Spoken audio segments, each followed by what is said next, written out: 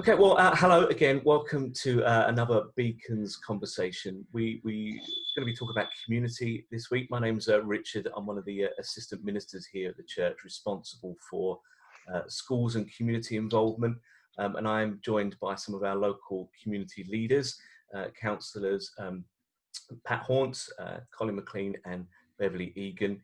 And we just want to talk about community and how we envisage that kind of working during this time. And it'd be great if you could just introduce yourselves, maybe some of the reason behind your heart. Why did you get involved in what you do and how you serve the communities in these ways? So we'll start with Pat, if you don't mind just introducing yourself. Thank you, Richard. Yes, I'm Councillor Pat Haunts and I represent Cedar Hall ward. It's a bit of a long story really, but I moved into the area in 1972 and the children were at school, and so in your spare time you try and get involved in the area and community work, and I did a lot of community things. In fact, I was involved with the Welfare Coordinating Committee, which was the forerunner of CABS. And lots of other similar things, met lots of councillors whilst I was doing that. And in the end, you begin to think, well, I'd like to get involved with that side of things to help organise the voluntary projects rather than just be the helper. And I was a councillor in 2003 to 2006, but I came back again a couple of years ago. I thought I could perhaps represent the older voice in the area. And that's what I try and do. Lovely. It's great to hear. Beverly. Okay, I thought you might have gone to Colin because I thought he was next on, but so for me, my father was in politics in the Thundersley area from 1964, so my family life, apart from being very thankful for a Christian upbringing, was involved clearly with the community through politics. Anyway, years sort of moved on, and I began to work for the Salvation Army. And in 2002, I went to a national Christian conference. And I heard a gentleman who was from the Christian People's Alliance, Ram Giedermal, who had stood against Ken Livingstone in the 2000 mayoral elections. And he spoke very much about Christians, justice seeking, trying to respond to problems in compassionate ways. And he clearly promoted his book that he wrote, How Would Jesus Vote? So I came away from that conference really feeling called that I should get involved with politics and sort of really seek for social justice. So 2003 and since I've been a member of Castle Point Council, and I've tried my very best to serve the community in whatever way I can, try to make a difference. I think I learned very quickly that old programme, Yes Minister, was more of a reality show than anything fictional, but it's very much about how you speak to people, persevering, keep telling the story till it's heard, and yeah, just trying to do my best. Fantastic. Colin. Good, thank you. Last but not least, I'm Colin McLean. I'm the councillor for Cedar Hall ward alongside Pat. And why am I involved? Well, I mean, years and years and years ago when I first became involved in politics, I guess it was, in the main, it was political views. But I think that once you get onto the council, when you start working within the community, I think the politics disappears to a large extent. And I think that as you get older, perhaps your political views differ slightly. I think that Westminster's a hotbed of politics, but I think that when you get down to our level, to the grassroots of community, I think on a personal level, it's about community much more than about the political side from myself. I guess, I mean, I'm involved with lots of community stuff. So I'm a director of an academy, of school, obviously the town team that we're all members of, and of course the council. But probably the role that I hold highest, or the role that I shape the way I work within the community, is probably my Rotary. So I'm a Rotarian. You know, I think the Rotary is a fabulous example of community working. I think our motto is service above self, and I think that I try to work all the rest of it, so the academy, the team, the council, all around perhaps some of those Rotary morals. So yeah, community is my thing. Certainly. That's fantastic to hear, and I think the challenge is that a lot of people don't always hear that side of people's roles. They might see the politics, but then when you really dig below that, and as you're saying, Colin, get to the heart of it. And I think all of us have a love for people, the people of Thundersley, and so that's kind of the heart behind it. And it's just great to share that together. Now, one of the things we've kind of always wondered as a church is trying to address some of the needs of community, and some needs are obvious on the real surface. There's a lot of needs that are being surfaced around the world at the moment, but Thundersley, I think sometimes you have to scratch a little bit below the surface to really get to it. And I just wondered if you had any insights and perhaps what you feel is the biggest challenge to the community of Thundersley or Castle Point during this time, if you're aware of any at all. In any particular order? Yeah, we're waiting on you. I think very much what I have seen and heard was, you know, through this period of huge change, nobody, absolutely, you know, from a babe to a very elderly person had never experienced what we've gone through. So there was that feeling of all coming together in that part. But again, then, and there's been some real great community action and, you know, going and groups forming and that help that's been there. But I think as we've moved on, for me, there's little pockets of where the kindness was really strong. The challenges, I think, as we adapt, that is breaking down just a little bit in some areas. And then there's a lot of loneliness and isolation and fears. So I think there, you know, we've gone up, we've gone down, and now I think we just need to start pulling ourselves up again. Yeah. I mean, from my view, I think that the lockdown has intensified pressures within households.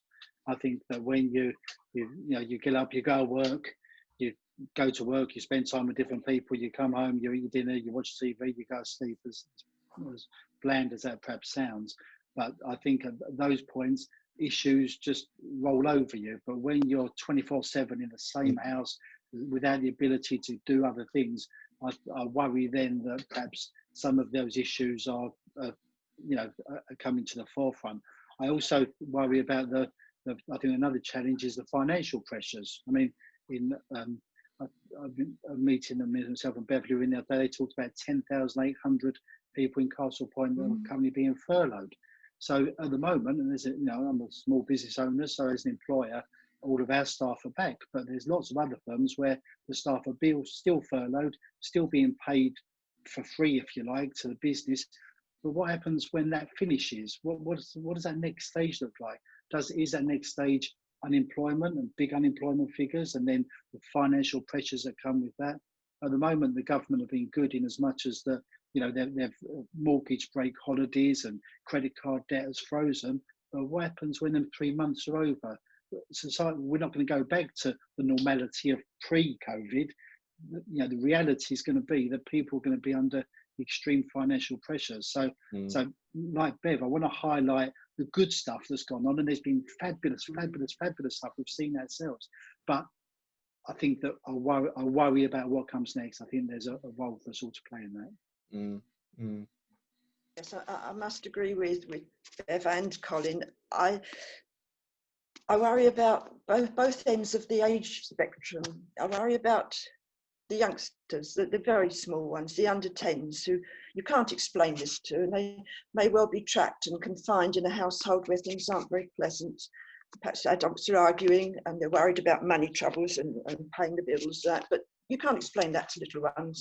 And all they hear perhaps is arguments and go to bed and not know quite why mum and dad are arguing and why things are so upset. And then I worry about, if you like, my age group, where perhaps adult single people on their own are now getting concerned that they don't actually want to go out and face the public again, because they don't know how to. They've been isolated for so long, they've lost their confidence, and their brain power has gone. They've forgotten how to talk to people. I'm speaking for myself, that is. But I do think that older people are also will need some help somehow to get out of this. But I've been struck with the absolute positiveness of the whole thing. People have been some remarkable kindness and compassion and togetherness, and it's both sides of the spectrum, Yeah, I think you've all touched upon real genuine things there, because when we said we've always tried to look at what the needs of Thundersley are, they are behind people's doors, aren't they? We're not always aware of what's going on, and a lot of it is kind of, as Colin said, brought to the surface now, but it's how we balance that out with all the positive connections. And so, for people to realise, I mean, the idea of community is that people aren't ever alone.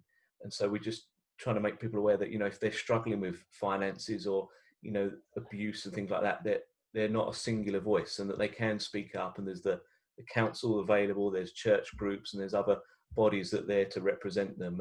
And I think you're right. I think we've come a long way in just, these 4 months of, getting together, and it's how we continue that into the future, beyond just putting up flags in our windows, but how we continue the conversations, the checking in on the neighbours and things like that. Okay, prior to COVID, what was kind of, and some of you have all had different services of Thundersley and Castle Point, but what's been your highlight, I think, in all of the years of service? What have you enjoyed and kind of would love to get back into doing again? If you don't mind me going first, for me, it's the team. I think the town team's fabulous. I think we're all proud members of it. I think the way we, those events, the way that just so few people can create so much. We create stuff that huge organisations would do. So for me, that's what I want to get back to. I want to get back to feeling people is the wrong word, but I want to feel that community spirit around the village. So yeah, it's most definitely. I think it's at the moment we feel once removed from everybody. I want some of that life back. Mm-hmm. Yes. I think for me, if I look at, firstly, I need to say the Thundersley Town team bringing together churches, businesses, councillors, residents, is superb. That is what it's all about. But I'm also cabinet member for housing, and when I consider that we've got 90 households in temporary accommodation, and temporary accommodation might just be a family in one room. A lot of those folk are not even in the borough. So if they've got children at school before lockdown, then they were having to come backwards and forwards, all the stresses and the pressures. We are making strides in buildings and council properties. And in fact, anytime soon, we've got a house of multiple occupation. I don't want it to be called a hostel, but it's got 9 units, some are for families, and we'll be bringing people back into the borough to live there before they then get a permanent council property in the borough. So for me, that has been wonderful. Slow steps forward, but providing houses for those that genuinely need it. Residents of Castle Point that can't afford to purchase their own properties through no fault of their own, they find themselves to be homeless. You know, we need to do more of that. But that, to see those slow steps happening have been really great, and I hope they will continue. Yeah, fantastic. Yeah. Yes, I think as Colin and Bev, yes, the town team, and seeing the children when they come out of school on the Christmas fair afternoon is lovely, and it's so worth doing. But I enjoy the surgeries, first Saturday of every month, doing a bit of advertising. But it's lovely because the politics don't come into it. You're just there to represent anybody who comes in, and you can have a cup of tea and you can have a chat, and you're doing what the job is, seeing people face to face and helping them. And I think that's what I enjoy too, as part of the whole village. I think that's one of the most rewarding parts. Yeah, brilliant. And it's just, you know, just to emphasise that truth that the council is for people. It's not against people. It's there to support them and encourage them and equip them. And, you know, I've been on the town team. I don't know how long it's been going for now, Colin. It must have been a good few years now. But 5 years, yeah, 5 years, I think. 5 years, and it's just great that Thundersley is kind of being put on the map, isn't it, as a place that is community minded and community spirited, and yeah, that's just really encouraging to be part of, you know, from a church perspective as well, that we're kind of engaging with people of all backgrounds. I wonder, from a church perspective, and we've been involved in the community here as TCC. We've been supporting Thundersley for 100 years more. I've not been around for all of those, but how does the council view and value the relationship between like church bodies and the council? How do you view that kind of connection? Is it you know, the council could not do everything without the churches, the voluntary organisations, those community groups. More and more now, you know, I look back from 2003 till now, you know, when there was a lot more money around in 2003 compared to what there is today, and probably as we go forward into the future for a year or so. So yeah, without the churches stepping up, and let's face it, the churches are in the hearts of the communities. They you know, if you look at all the locations, even dependent, it doesn't matter what size of your congregation, but they're the people that are living in that community. They can pick up some of the issues. So, you know, the council couldn't do what it does without, and again, you know, what we've all witnessed over the last few weeks, 12 weeks, that has proven when everyone has come together, because you've got the capability of doing it, you know, church roll up their sleeves, they get in, you know, and do things. So very much needed. Yeah,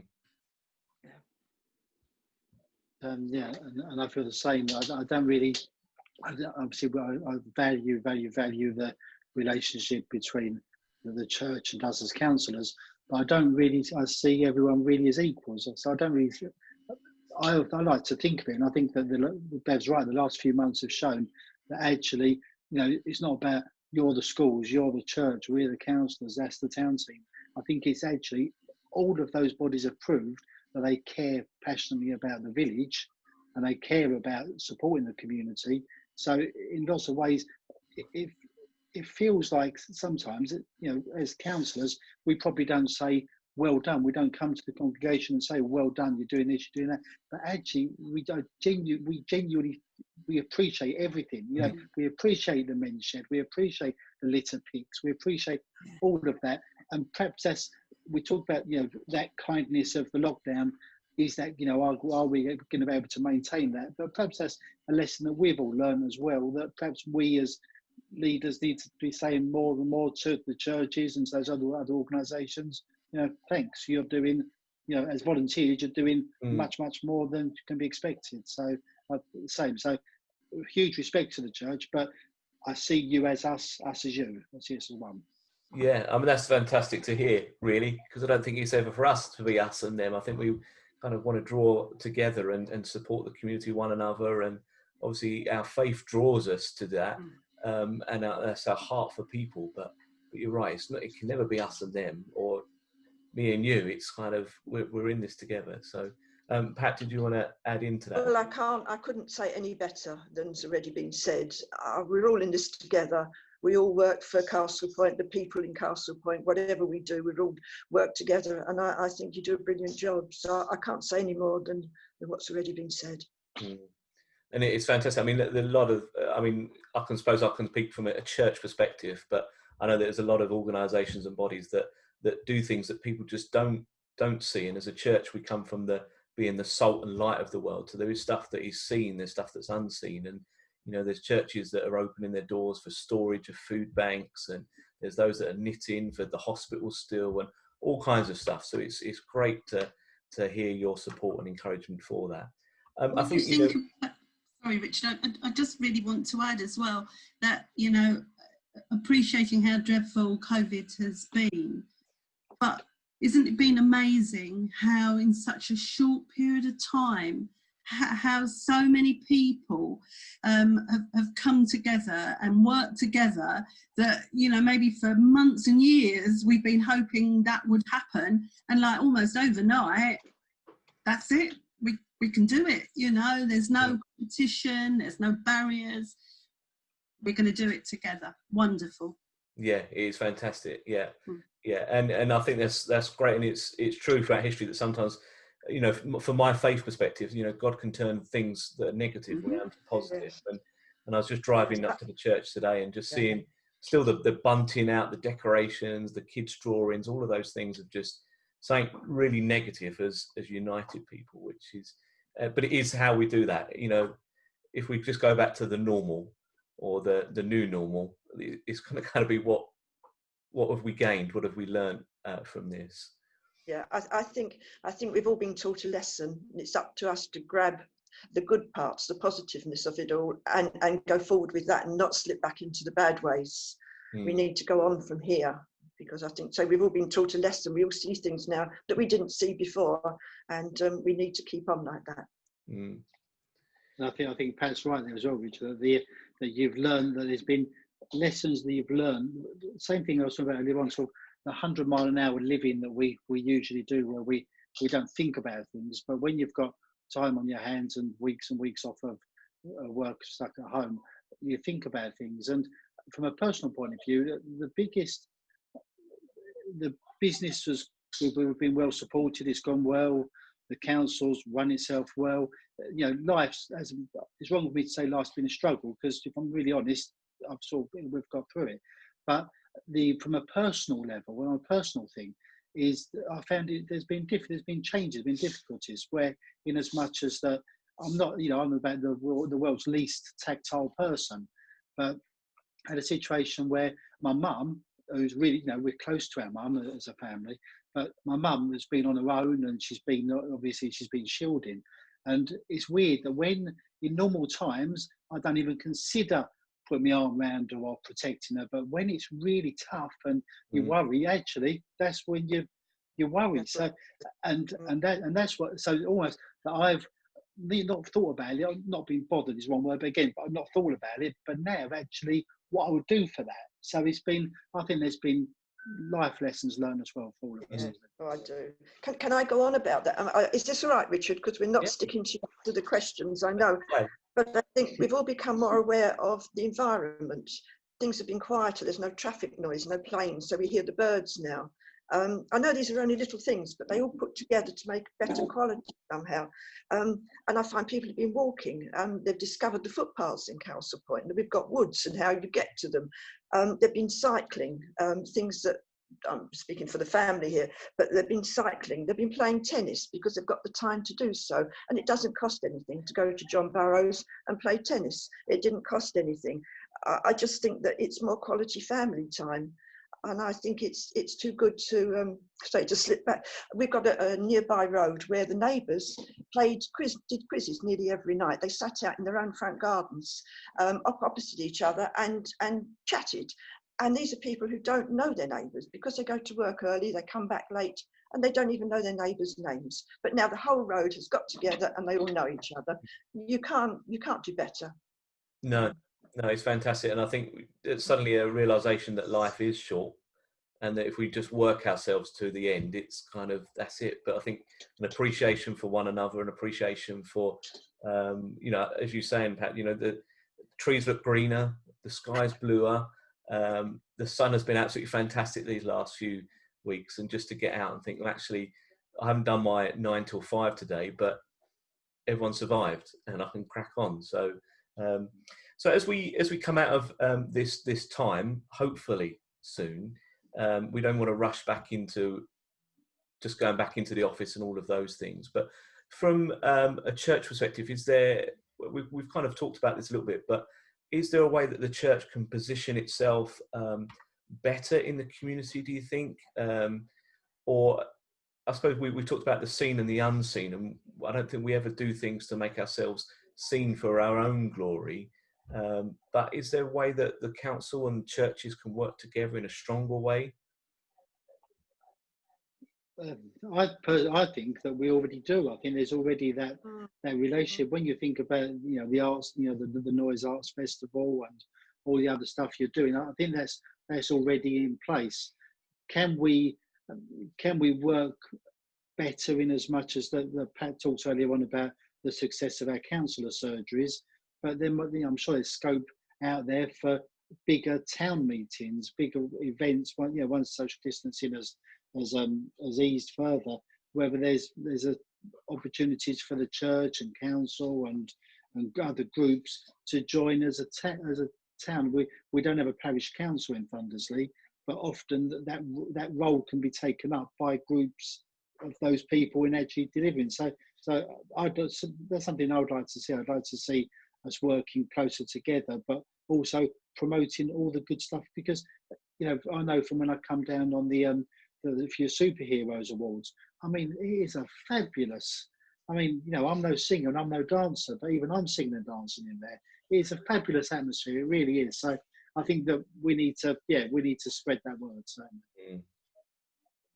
I think one of the suggestions I would actually make, and, you know, Thundersley Congregational Church is actually well in there in the sense that you have a good relationship with at least 3 councillors already, but I think any church needs to get to know their local leaders, you know, the council, and I think as we go forward, you talk about those things that are seen and those things that are unseen. You know, there are going to be changes. You know, there was a lady in the paper the other day, she'd just landed a job at 80 grand a year, and because of this virus, it's gone. And so we are going to see some big differences. The impact is still not being felt. That I think is going to happen in the next year. So this time next year, we might have been able to have said to you, oh, well, this and that. But at the moment, we don't. It's going to be evolving. It's going to be different for everyone. And so we just need to be aware when the people's finances are hit or not. We're already making plans, for example, that we could be seeing more people losing their properties, that more people being homeless, etc. But having said that, there's also people have been very industrious and have changed their jobs and how they deliver their work. So I don't want it to seem that it's all going to be doom and gloom, but I think we need to be prepared.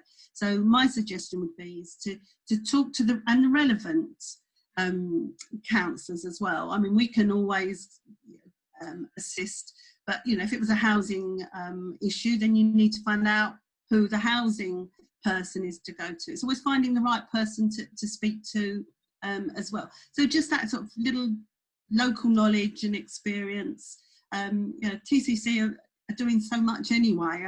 I don't think there's too much I could actually say that you're not already sort of thinking about. But yeah, it's knowing who the gatekeepers are and being aware and yeah, let's keep talking.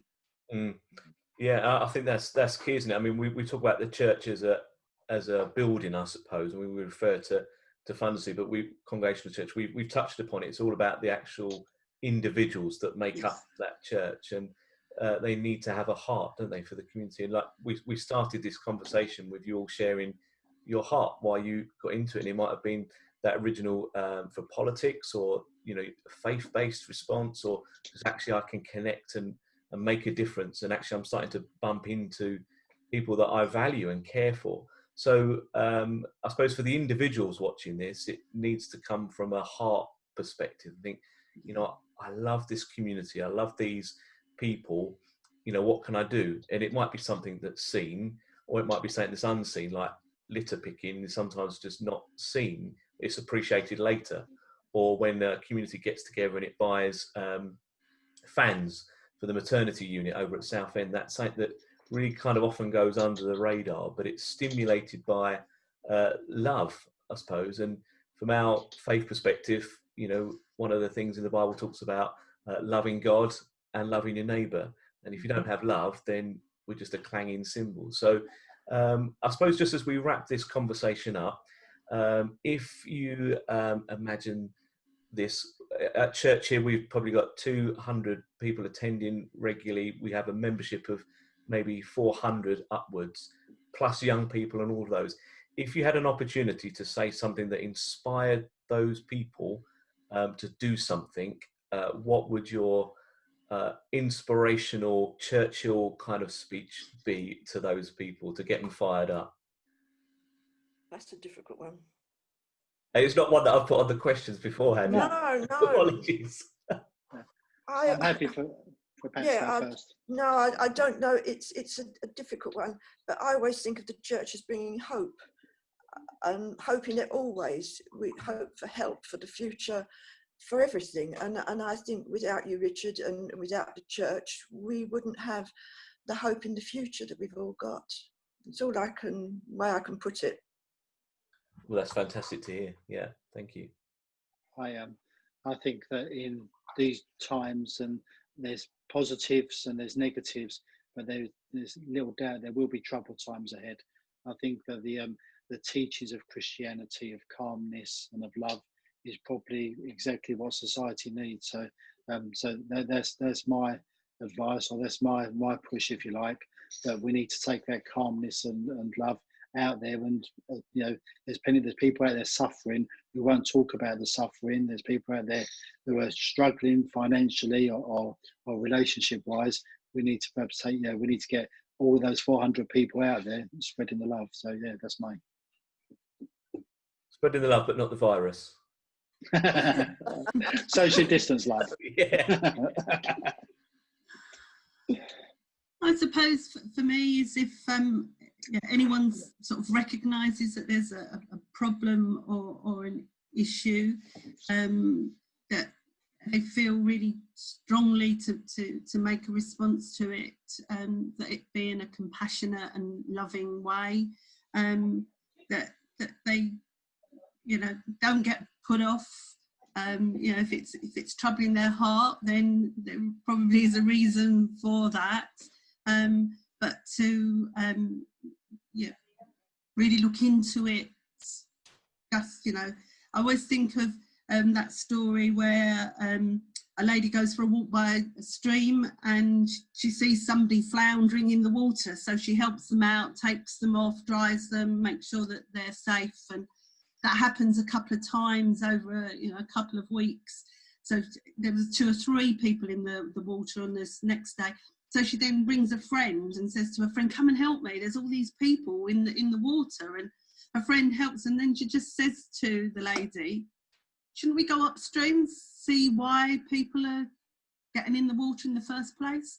So it's recognising a problem, try to resolve it, but to make sure it's really well looked into, thought through, and to involve other people. None of us can do it on our own, and the church is, my goodness, a place where you can get all that help and assistance. So don't ever get put off.